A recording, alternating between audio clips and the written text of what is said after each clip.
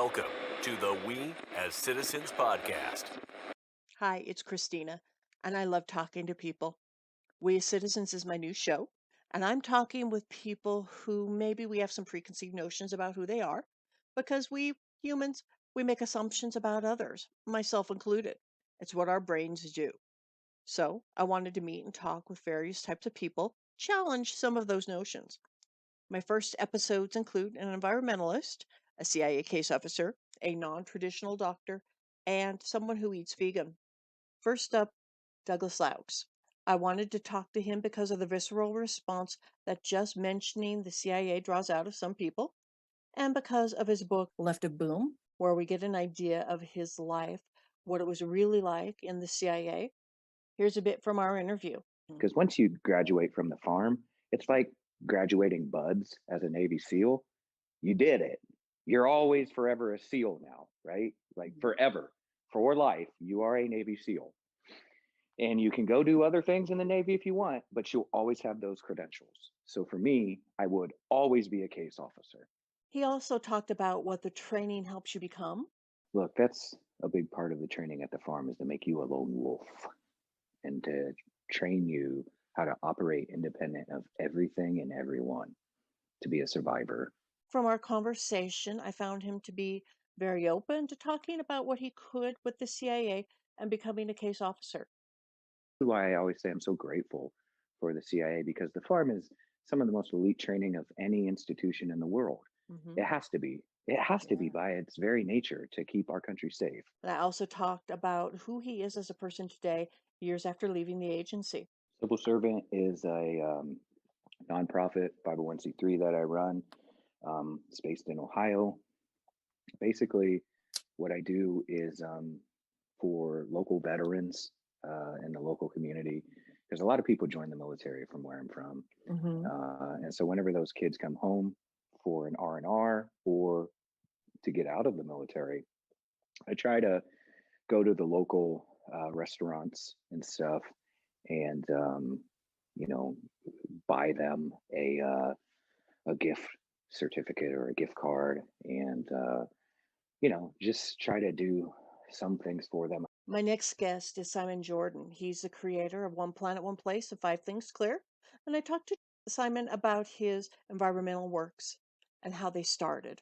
I was on a beach, and there's a bird over here called a Manx shearwater, and it was right on the edge of the water and struggling. It had this plastic ring around its head, and the kind of ring you get on a milk bottle or any plastic container where you take it's a locking thing, so it's got teeth on it. It's like some medieval torture chamber. Simon also talked about how to keep his 5 things clear fresh for those who participate. They find it's a bit overwhelmed. They think, well, it's what good will my little effort do?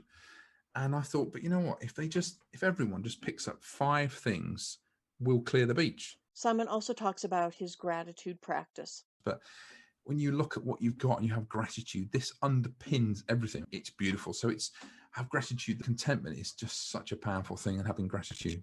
And the next guest is a functional neurologist. His name is Dr. R'Kione, Britton. He works out of Los Angeles. We talked about how a traditional neurologist may see things.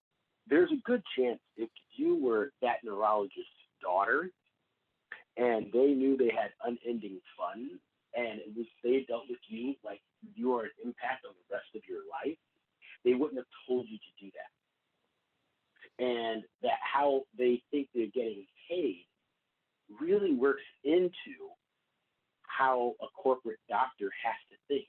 We also talked a bit about how a good functional neurologist sees things. Having someone who's got enough expertise to say, hey, we have a great likelihood of getting you better without having to go into all this things that lead to surgery or to more expensive things, and allow room for the new developments in both surgeries and research to be able to happen.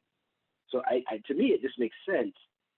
We also talked a bit about what may be professional appropriation. Say in alternative medical space, to watch them take dry needling while they poo-pooed acupuncture.